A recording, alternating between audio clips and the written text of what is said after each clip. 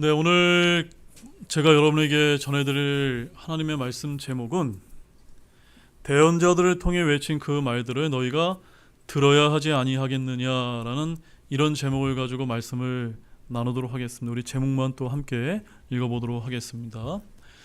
대언자들을 통해 외친 그 말들을 너희가 들어야 하지 아니하겠느냐. 여기 나와 있는 이 대언자들은 누구를 가리킬까요? 하나님께서 이 이스라엘 백성, 남유다 백성들을 회개케 하기 위해서 과거부터 끊임없이 보냈던 그런 구약의 대언자들을 이제 말하고 있습니다. 엄밀하게 따지면은 오늘날 우리에게도 지금 성경 말씀이 주어져 있는 것처럼 이 성경 말씀이 대언자들과 사도들과 제자들을 통해서 우리에게 지금 전달하고 있는 것처럼 저와 여러분도 하나님의 말을 우리가 들을 필요가 있다고 믿습니다. 아멘이십니까? 그래서 이 말씀을 허투루 듣지 마시고 오늘 말씀을 잘 들으시는 모두가 되시기를 원합니다.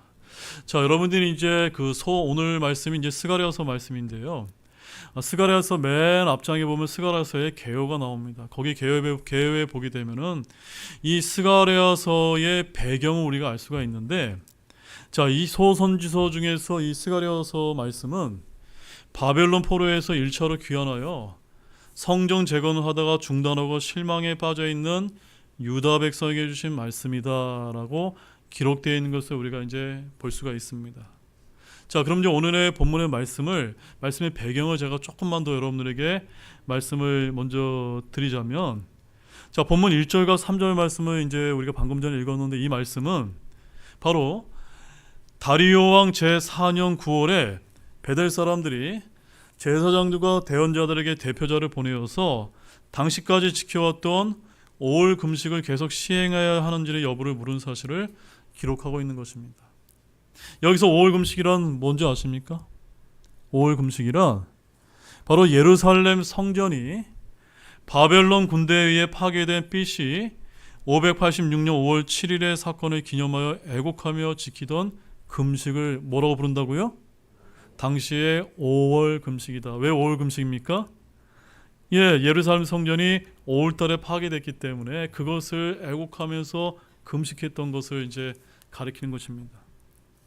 그래서 유다 백성들은 예루살렘 성전이 파괴된 후에 바벨론 포로 생활 중에 이 5월 금식을 계속해서 지켜왔을 뿐만이 아니라 포로 귀환 후에도 계속해서 지켜왔다고 합니다. 그런데 이제 오늘 본문의 배경에 보게 되면 고레스 왕이 칙령을 보내서 70년의 포로 기간이 끝나고 유다 백성들이 1차로 귀환해서 뭘 하기 시작한 겁니까? 성전을 재건하기 시작했기 때문에 지금 베델 사람들이 성전이 지금 재건되고 재건 공사가 시작되어 약 절반이 완공된 상태로 다시 재건되는 마당에 굳이 성전 파괴를 기념하는 5월 금식을 계속 할 필요가 있습니까? 라고 지금 제사장과 대언자들에게 찾아와서 질문하게 된 내용이 오늘 본문의 이제 내용이 되는 것입니다. 여러분 이해하셨습니까? 그래서 그 다음에 이어지는 본문 4절에서 14절 말씀은 하나님께서 이 베델 사람들의 질문에 대해서 직접 답변을 이제 주고 계신 것입니다. 자, 그런데 하나님은 어떻게 답변하셨습니까? 너희들이 지금까지 해온 5월 금식은 주를 위한 것, 누구를 위한 것? 나를 위한 금식이 아니었다라고 이렇게 지금 책망하고 계신 것입니다. 특히 여러분 5절 말씀을 보게 되면은 남유다 백성이 바벨론에서 70년의 포로 기간 동안 금식을 몇 번 했습니까? 5월달과 7월달에 2번 했는데, 거기 보면은 이제 2번 금식하며 애곡을 했는데 5절 중반에 뭐라고 되어 있냐면 조금이라도 나를 위해 금식하였느냐라고 지금 주님께서 그 유다 백성에게 책망하고 있던 것입니다. 지금 주님이 어떤 의도로 말씀하고 계신 거예요? 너희가 지금 5월달, 7월달 2번 눈물을 흘리며 통곡하며 기도하고 금식을 했는데 그 금식이 나를 위해서 금식한 게 아니잖아 라고 주님께서 지금 책망하셨다는 것입니다. 자, 이러한 내용의 본문이 지금 정말 이 엄중한 이 우리나라를 살아가는 이 시기에 과연 저와 여러분에게 무엇을 좀 가르쳐주고 있는지를 저와 여러분이 좀 몇 가지인지 살펴보면서 좀 깨닫게 되는 그런 귀한 시간이 되기를 원합니다. 자, 첫 번째는 우리는 우리의 모든 행위를 하나님의 말씀에 근거하여 판단해야 된다는 점입니다. 자, 본문 3절 말씀 한 목소리로 읽어보도록 하겠습니다. 군대들의 주의 집에 있는 제사장들과 대언자들에게 이르기를 내가 이렇게 여러 해 동안 행한 대로 나 자신을 분리하면서 오래 우려야 하리까 하고 말하게 하니라. 자, 제가 좀 전에 말씀드린 것과 이 말씀이 어떤 연관이 있을까요? 자, 베델에서 예루살렘에 파견된 대표단의 이름이 이제 2절 말씀에 나와 있고, 이 대표단은 예루살렘에 있는 제사장들과 대언자들에게 좀 전에 우리가 읽은 말씀처럼 질문을 하고 있는 것입니다. 자, 이 질문은 당시 유다 백성들이 이 5월 금식에 대해서 하나의 의무로 여겼다는 것을 알 수가 있고, 그것을 또한 오랜 관행으로 지켜야 한다는 일종의 강박관념을 가졌다는 사실을 저와 여러분에게 말해주고 있는 것입니다. 자, 그들은 이런 오래된 관행이 하나님의 말씀에 비추어 바른 것인지 그렇지 않은 것인지를 전혀 판단했을까 안 했을까요? 판단하지 않았던 것입니다. 단지 옛날부터 과거로부터 우리 조상 때로부터 해오던 일이니까 단순하게 계속해야 한다는 생각으로 금식 관행을 이어왔던 것입니다. 하지만 이러한 것은 하나님 앞에서 옳을까요? 옳지 않을까요? 옳지 않다는 것을 여러분 아실 필요가 있는 것입니다. 어떻게 우리가 그것을 알 수가 있을까요? 네, 그것은 하나님께서 그들이 한 금식 관행에 대해서 하신 말씀을 통해 우리가 알 수 있기 때문인 것입니다. 자, 본문 5절 말씀을 보십시오. 하나님께서 어떻게 책망하셨는지 함께 보겠습니다. 그 땅의 온 백성과 제사장들에게 말하여 이르라. 너희가 참으로 그 70년 동안 5월과 7월에 금식하며 애곡할 때 조금이라도 나를 위해 곧 나를 위해 금식하였느냐. 여러분, 이 말씀을 읽으면서 뭔가 좀 안타까움이 느껴지지 않습니까? 지금 유다 백성들이 여기 나와 있는 70년이라는 것은 어떤 기간입니까? 남유다 백성이 하나님을 실망시키고 범죄하여서 바벨론에 멸망당하고 바벨론에 다 포로로 다 끌려갔던 70년의 포로 기간 아닙니까? 그 포로 기간 동안 이 사람들이 몇 번 금식을 했습니까? 5월달과 7월달만 되면 눈물을 흘리며 금식을 했는데, 이 금식이 누구를 위한 것이 아니었습니까? 하나님을 위한 금식이 아니었다라고 지금 하나님께서 말씀하고 있는 것이, 이것이 얼마나 아이러니한 사건입니까? 만약 지금 여기 나와 있는 이 베델의 사람들이 대표단을 파견해서 하나님께 그것을 질문하지 않았다면 그들은 지금 자신들의 그런 오랜 관행에 대해서 당연한 일이고 옳은 일이라고 여겼을 것이라는 사실입니다. 그렇겠죠, 여러분? 물론 금식은 여러분 성경에서 명하고 있는 것이 아니라고 해도 그 자체로는 잘못된 것이 아닙니다.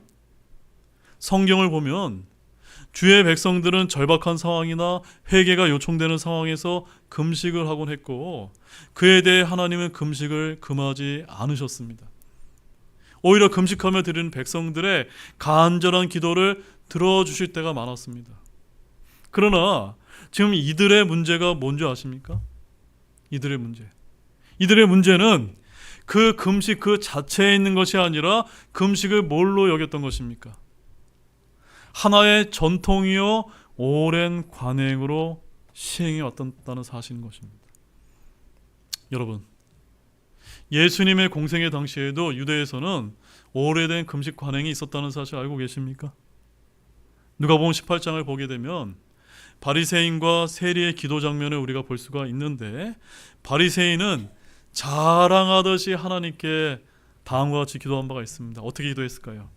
누가복음 18장 12절 말씀 같이 읽어보겠습니다. 나는 일주일에 2번 금식하며 내가 소유한 모든 것에 11조를 드리나이다 하고. 자, 이 말씀은 참 흥미로운 게 원래 몇 번씩 금식했습니까? 5월, 7월 금식을 했는데 여기서는요 어떻게 바뀌었어요? 일주일에 2번 하는 것으로 지금 이들이 금식을 지금 강화시켜놨다는 점입니다. 여러분, 성경학자들에 의하면 당시 바리새인들이 일주일에 2번씩 하던 금식은 월요일과 목요일에 행하던 정기 금식이었다고 합니다. 여러분, 월요일날 여러분 배 굶는다고 생각해 보십시오. 직장 생활이 제대로 될까요, 안 될까요? 제대로 되지 않을 것 같지 않습니까? 그들은 7일 가운데 무려 이틀이나 금식을 하며 종교적인 수련을 아주 혹독하게 했던 것입니다. 그런데 그들의 금식에 대해서 예수님의 평가를 보게 되면은 그것은 하나님이 원하시는 진정한 믿음의 표현이라기보다는 그저 사람들에 보이기 위해 외식으로 치러진 것이었다라고 이렇게 말씀을 하고 계시다는 사실입니다.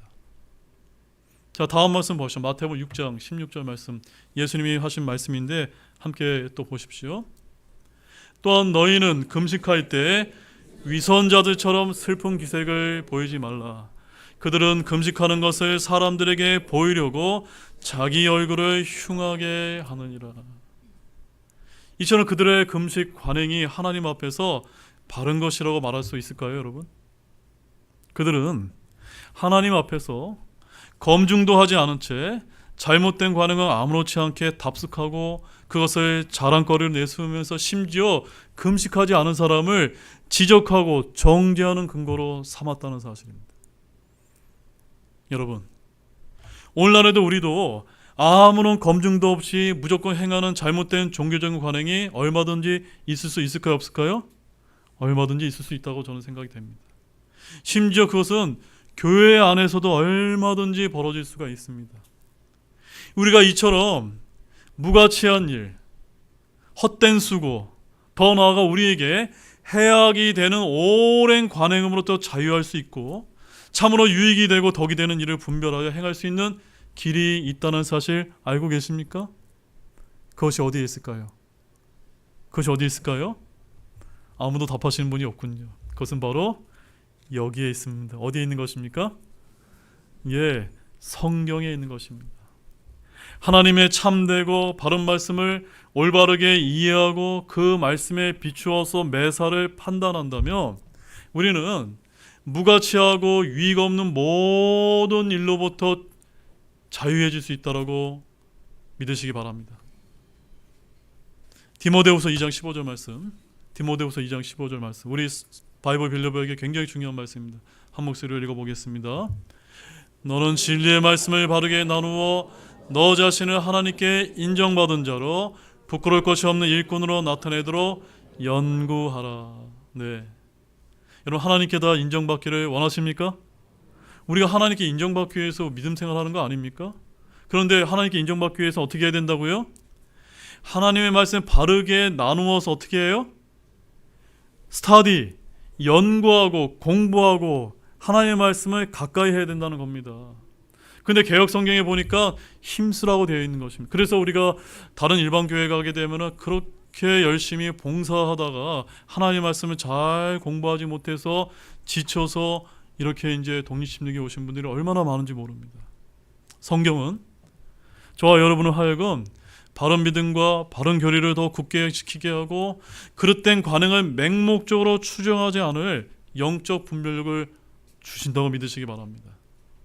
그렇기 때문에 우리는 언제나 이 성경을 가까이 하고 말씀을 바르게 나누어 연구하는 모두가 되시기를 원합니다. 두 번째는 지금 저와 여러분이 하고 있는 믿음의 수고가 하나님이 보시기에 정말로 가치 있는 것으로 여겨진다고 여러분 생각이 되시는 거예요. 자, 본문 5절에서 7절 말씀을 우리 한 목소리로 또 읽어보도록 하겠습니다. 그 땅의 온 백성과 제사장들에게 말하여 이르라. 너희가 참으로 그 70년 동안 5월과 7월에 금식하며 애곡할 때에 조금이라도 나를 위해 곧 나를 위해 금식하였느냐? 너희가 먹고 마실 때 너희 자신을 위해 먹고 너희 자신을 위해 마시지 아니하였느냐?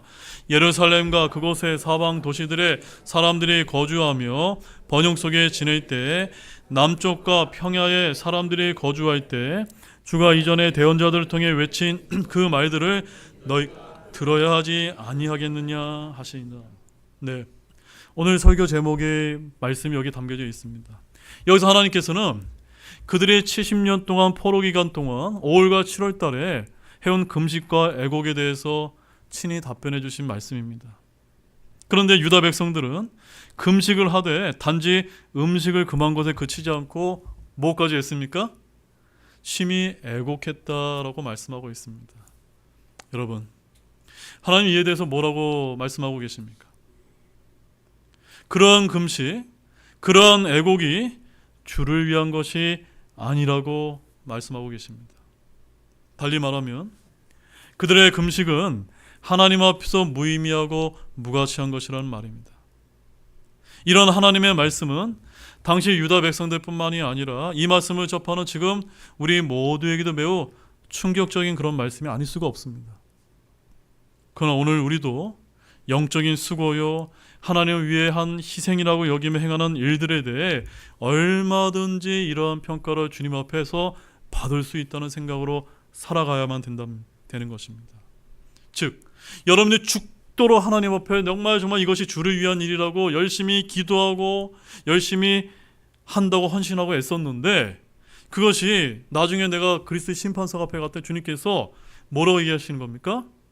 그건 가치 없는 일이야, 나한테 중요한 일이 아니냐라고 이와 같은 평가를 어쩌면 저와 여러분이 받을지도 모른다는 사실입니다. 성경을 보면 이에 대한 신뢰가 굉장히 많이 나오는데, 한 가지만 여러분에게 말씀을 드리면, 예수님께서 공생애를 사실 당시 바리새인들은 일주일에 2번씩 금식하고 소득의 11조를 철저히 드리며 안식일에는 일절 노동하지 않는 등 그들 나름대로 규례를 지키며 주를 위해서 헌신한다고 자부했습니다. 그래서 그들은 자신들을 스스로 의인으로 여기며 구원에 대해서 조금 더 의심하지 않았습니다. 그러나 그들의 모든 종교 행위와 헌신은 실상 하나님이 아닌 누구를 위한 것이었습니까? 그들 자신을 위한 것이라고 주님께서 말씀하고 계시지 않습니까? 그들은 단지 사람들에게 잘 보이고 사람들로부터 존경과 영광을 받기 위해 모든 종교 행위와 헌신을 했던 것입니다. 그러므로 예수님은 그들을 향해서 칭찬하는 대신에 그들의 위선과 외식을 정죄하게 이르셨던 것입니다. 다음 말씀을 잠깐 보십시오. 주님 뭐라고 정죄하십니까? 마태복음 23장 14절 말씀 함께 또 보십시오. 서기관들아, 바리새인들, 위선자들아, 너희에게 화가 있을지어다. 너희가 과부들의 집을 삼키고 위장하려고 길게 기도하니 그러므로 너희가 더 큰 정죄를 받으리라. 여러분, 이 말씀이 예수님이 살아갈 그 당시의 바리새인들과 서기관들과 위선자들에게 한 말씀이라고만 여러분 여기지 마시기 바랍니다. 지금 어쩌면 저와 여러분에게 하시는 말씀으로 우리가 들어야 된다고 믿습니다. 오늘 우리도 이런 위선과 외식에 스스로 속고 있지 않은지 한번 점검해 보시기 바랍니다. 우리가 교회 안에서 여러 가지 섬김을 하고 또 사회적으로 구제도 하고 나눔 등을 실천하는 등 이런 선행들은 참으로 아름다운 일일 것입니다. 맞죠, 여러분? 그러나 그것을 행하는 마음의 동기가 하나님을 진정으로 사랑하는 마음에서, 교회를 그리스도의 몸처럼 소중하게 여기는 마음에서, 이웃을 긍휼히 여기는 마음에서 비롯된 것이 아니라 나 자신의 의를 내세우고 자기 자랑거리로 삼기 위해 그 이면에 혹시 어떤 이익은 있지 않을까라는 이런 기대를 하고 행한 것이라면 그것은 하나님을 위한 것이 아니라 누구를 위한 것입니까? 자기를 위한 것이 되기 때문에 하나님 앞에서 무가치한 것으로 판명받을 수밖에 없다는 사실입니다. 그런데 우리는 우리 자신을 위해 일하면서 하나님을 위해서 내가 일했다라고 말하고 여기지 않는 모두가 되시기 바랍니다. 교회에서 우리가 섬김을 감당할 때이든 우리가 이웃을 향해서 구제와 나눔을 감당할 때이든 심지어 복음을 전할 때이든 우리 자신이 주가 되고 하나님이 객이 되어서 이웃이 수단이 되지 않는지 항상 헤아릴 필요가 있다고 믿습니다. 순수한 마음으로 주를 섬기기를 원합니다. 그와 같은 수고에 대해서는 주님은 하나도 잊지 않냐고 기억하시며 다 베풀어 주실 것입니다. 세 번째는, 자, 그러면 하나님께서 우리에게 뭘 원하실까요? 한번 따라해 보십시오. 하나님은 희생물보다 의와 긍휼을 원하십니다. 즉 우리가 희생물을 드리기보다 의와 긍휼을 행하는 것을 더 원하신다는 것을 아실 필요가 있습니다. 자, 본문 7절 8절 말씀 큰 목소리로 함께 읽어보겠습니다. 예루살렘과 그곳의 사방 도시들의 사람들이 거주하며 번영 속에 지낼 때에 남쪽과 평화에 있던 사람들이 거주할 때 주가 이전에 대언자들을 통해 외친 그 말들을 너희가 들어야 하지 아니하겠느냐 하시니라. 주의 말씀이 스가랴에게 임하여 이르시되. 자, 제가 이 말씀을 읽으면서 묵상하면서 이 부분이 참 마음에 와닿습니다. 너희가 번영 속에 지낼 때, 여러분 지금 우리 대한민국 한국교회가 얼마나 지금 번영 가운데 우리가 누리고 있는 것이 많이 있지 않습니까, 여러분? 이럴 때일수록 우리가 무엇을 더 우리가 더 가까이 해야 됩니까?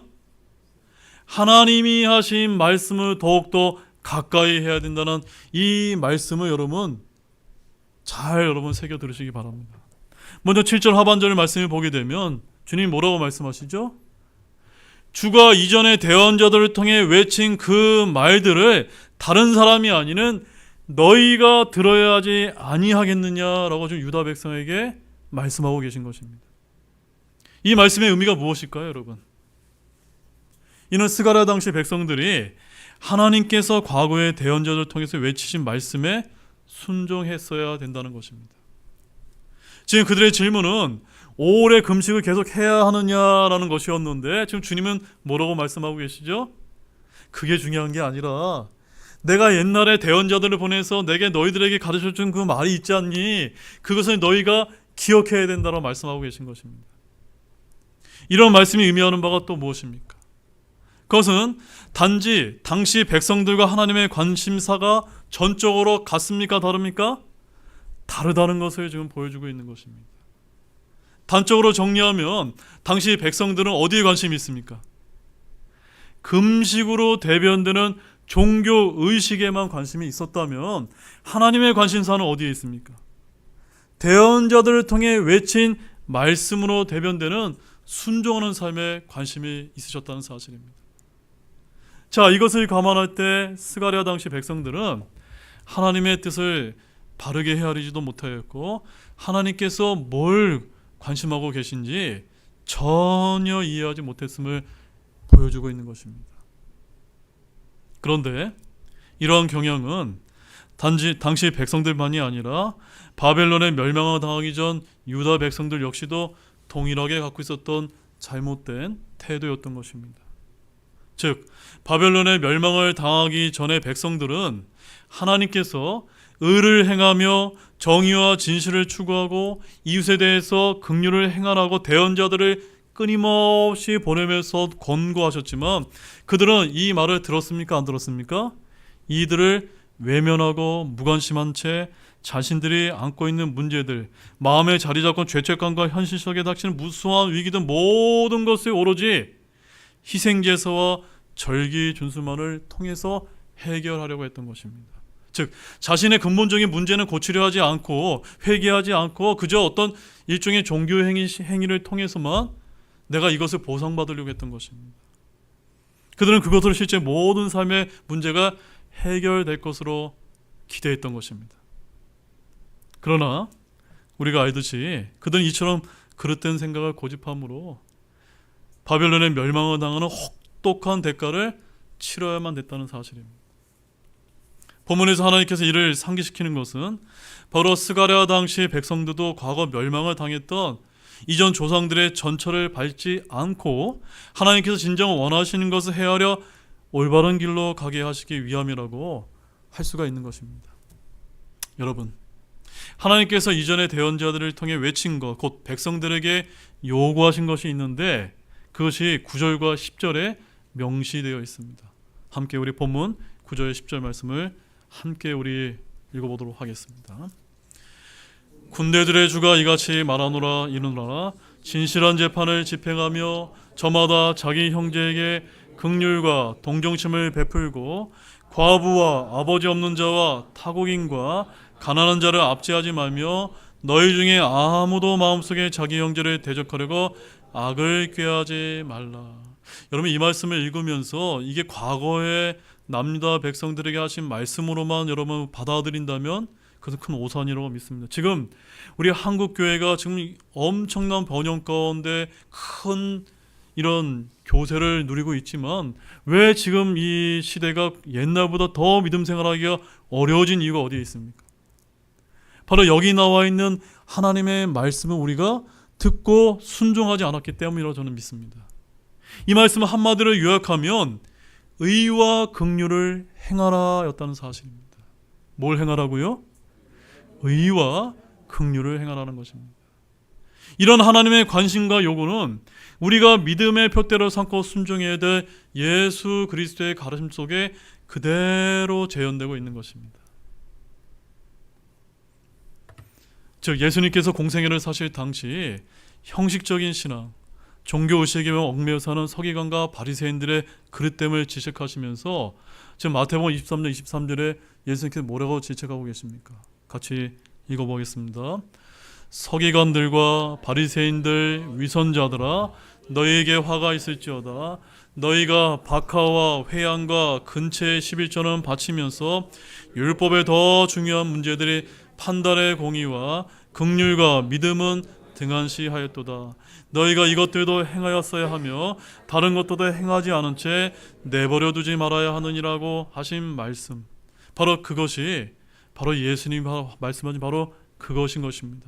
여러분 우리 여러분들이 전에 다녔던 교회를 한번 보시죠. 교회 들어가면은 교회 입구에 뭐가 있죠? 11조 봉투와 여러 가지 수십 종의 이런 헌금 봉투가 이렇게 있지 않습니까? 그렇게 하라는 것이 어디 성경에 기록되어 있습니까? 없음에도 불구하고 오랜 관행을 지키면서 헌금 드리는 것 자체가 나쁜 것은 아닙니다. 그러나 정말 그것보다는 우리 한국교회 성도들이 판단의 공의와 긍휼과 믿음을 더 행했어야 되는데 등한시하고 있었던 건 아닌가. 그래서 오늘날 같은 이런 어려운 영적 위기에 우리가 처한 것은 아닌가 한번 생각해 볼 필요가 있다는 사실입니다. 여러분 하나님은 과거나 현재나 동일하시며 앞으로 동일하신 분이십니다. 이는 그분의 요구와 관심 또한 동일하다는 것을 뜻합니다. 하나님은 오늘 우리에게도 예배나 헌금 등의 종교 의식보다 하나님의 말씀에 순종하며 의와 긍휼을 행하고 믿음을 지키는 것을 요구하시며 그것에 관심을 두고 계시다는 사실을 믿으시기 바랍니다. 물론 우리가 예배를 드리고 물질을 정성스럽게 드리는 것 역시 중요합니다. 하지만 과거에도 그렇게 하셨듯이 지금 하나님은 자신의 백성들이 그 모든 것에 앞서서 무엇을 행하기 원하십니까? 의와 긍휼을 행하는 진정한 믿음의 삶을 저와 여러분들이 순종 가운데 살기를 더 원하신다는 것을 아실 필요가 있는 것입니다. 여러분 미가서 6장 8절 말씀을 보시죠. 주님께서 여기에 무언가 우리에게 지금 요구하시는 것이 있습니다. 한 목소리로 읽어보겠습니다. 오 사람아 그분께서 무엇이 선한 것인지 내게 보이셨느니 주께서 내게 요구하시는 것은 오직 의롭게 행하며 긍휼을 사랑하고 겸손하게 내 하나님과 함께 걷는 것이 아느냐. 여러분 여기서 오 사람아 할 때 그냥 다른 사람 얘기하는 것이 아니라 나한테 얘기하는 것을 생각하고 이 말씀을 읽으셔야 됩니다. 우리 이 말씀을 읽으면서 하나님의 뜻을 헤아려서 우리의 관심이 하나님의 관심과 일치되게 만들기를 원합니다. 그래서 실제 하나님의 뜻을 따라 의와 긍휼을 행하시고 겸손하게 하나님과 함께 동행하는 삶을 잘 사는 모두가 진정으로 되기를 원합니다. 그 다음에 여러분 네 번째 한번 따라해 보시죠. 우리의 기도가 주께 기쁘게 받아들여지길 바란다면 먼저 말씀에 귀 기울여야 합니다. 제가 뭐라고 말씀드렸습니까? 우리가 기도를 많이 드리고 열심히 드리는데 이 기도가 주님께 기쁘게 받아들여지려면 어디에 귀 기울여야 된다고요? 하나님의 말씀에 귀 기울여야 된다는 사실입니다. 자, 본문 13절 말씀입니다. 한 목소리로 읽겠습니다. 그러므로 그가 외쳐도 그들이 들으려 하지 아니한 것 같이 그들이 외쳐도 내가 들으려 하지 아니하리라. 군대들의 주가 말하노라. 사랑하는 여러분, 사랑하는 여러분, 지금 우리가 방금 읽은 이 말씀은 하나님께서 스가랴 당시 시대의 백성들이 하신 말씀이 아니라는 사실을 여러분 알고 계십니까? 이 말씀은 스가랴 시대의 백성들의 조상, 곧 하나님께서 이전에 대언자들을 통해 말씀하신 옛날의 백성들을 향해서 하신 말씀인 것입니다. 즉 바벨론 포로 이전의 백성들에게 하신 말씀이라는 사실입니다. 바벨론 포로 이전의 백성들은 하나님께서 여러 대언자를 통해 거듭하여 말씀하신 것을 들었습니까? 듣지 않았습니까? 듣지 않았습니다. 그 결과에 대해서 13절 말씀 하반절에 뭐라고 주님께서 답변하고 계시죠? 그들이 외쳐도 내가 들으려 하지 아니하리라. 이보다도 안타까운 일이 어디 있습니까? 그들이 아무리 부르짖고 아무리 울고 아무리 금식해도 하나님께서는 응답하지 않는다는 것입니다. 우리는 이것을 통해서 기도 응답과 관련돼서 아주 중요한 영적 원리를 발견할 수가 있습니다. 제가 뭐라고 말씀드렸습니까? 기도 응답과 관련된 아주 중요한 영적 원리가 여기 담겨 있으니까 여러분 잘 들어보시기 바랍니다. 그것은 바로 기도의 응답 여부는 기도하는 자가 얼마나 애절하게 부르짖느냐의 여부보다 무엇이 더 중요할까요? 기도 응답에 합당한 삶, 말씀에 순종하는 삶, 하나님 말씀에 귀 기울인 삶을 사느냐 안 사느냐에 달려있다는 사실입니다. 아멘이세요 여러분?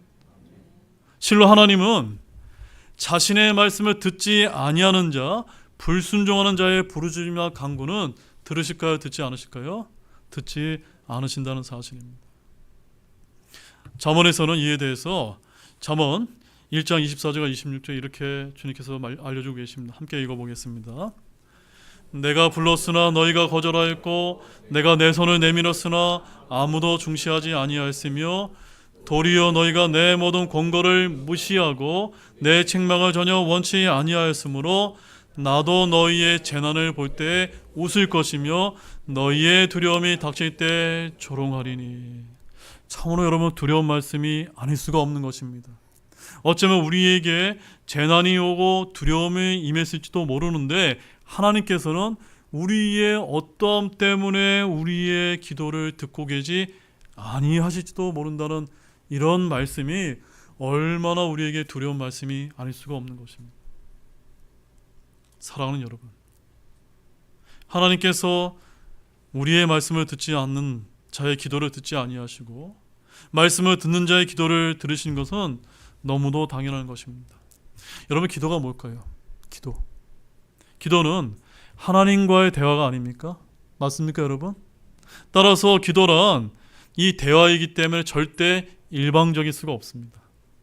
상대방의 말을 듣지 아니하고 상대의 말을 멸시하면서 상대가 내 말을 듣고 그에 반응하기를 기도한다면 이것처럼 모순되고 억지가 어디 있습니까? 하나님과의 기도도 똑같은 것입니다. 그러므로 여러분, 우리가 진정 우리의 기도가 하나님께 응답받기를 바란다면 먼저 무엇에 귀 기울여야 됩니까? 하나님의 말씀에 귀 기울이시기 바랍니다.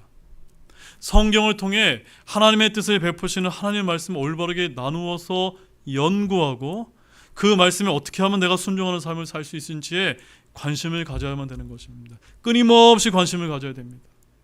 그런 삶을 사는 신자를 주님께서는 귀중하게 여기시고 그들이 나와 부르짖는 기도에 귀를 기울여 주시는 것입니다. 그리고 주의 선하신 뜻대로 복된 응답과 최성의 응답을 베푸실 줄로 믿으시기 바랍니다. 두 가지 말씀만 읽고 말씀을 정리하고자 합니다. 우리 잠언 28장 9절 말씀 먼저 읽어보겠습니다. 사람이 자기 귀를 돌려 율법을 듣지 아니하면 그의 기도조차 가증한 것이 되리라. 그 다음에 요한복음 15장 7절 너희가 내 안에 거하고 내 말들이 너희 안에 거하면 너희가 원하는 바를 구하라. 그러면 그것이 너희에게 이루어지리라. 여러분, 우리가 정말 열심히 하나님께 부르짖으며 기도할 때가 얼마나 많이 있습니까? 근데 주님은 뭘 원하시죠? 너희가 그 기도에 합당한 삶을 먼저 살아라 라고 얘기하는 겁니다. 또 그 기도에 합당한 삶을 살려면 어떤 것이 필요합니까? 말씀을 많이 듣고 귀 기울여서 내 것으로 삼아야 되는 것입니다. 그렇게 다 하시겠습니까? 그렇게 다 하는 모두가 되기를 원합니다. 이제 결론을 맺도록 하겠습니다. 여러분, 오늘 말씀을 통해 여러분 무엇을 느끼셨습니까? 지금 우리는 왜 이렇게 바쁜 시간을 쪼개서 모여있고 무엇 때문에 섬기며 무엇을 위해 기도하고 있습니까? 오늘들은 하나님의 말씀을 잘 가슴에 새겨서 스가랴 당시 유다 백성들의 잘못된 실수를 저와 여러분이 되풀이하지 않기를 바랍니다. 오늘 한국교회가 외적으로 엄청나게 성장한 것은 누구도 부인할 수 없는 사실이지만 안타깝게도 내적으로 들여다보면 과연 하나님의 말씀에 근거하고 있는 것이 맞는지 회개하고 돌이킬 필요가 있다고 저는 그렇게 믿습니다. 더욱이 어쩌면 우리 교회도 하나님의 말씀에 더더욱더 귀를 기울여서 우리의 기도가 주께 기쁘게 받아들여질 수 있기를 정말로 소망합니다. 그와 같이 하나님께서 가치 있게 여기는 믿음의 삶을 잘 사는 우리 등대침능의 모두가 되시기를 주님의 이름으로 간절히 축원드립니다. 다 같이 일어나시겠습니다.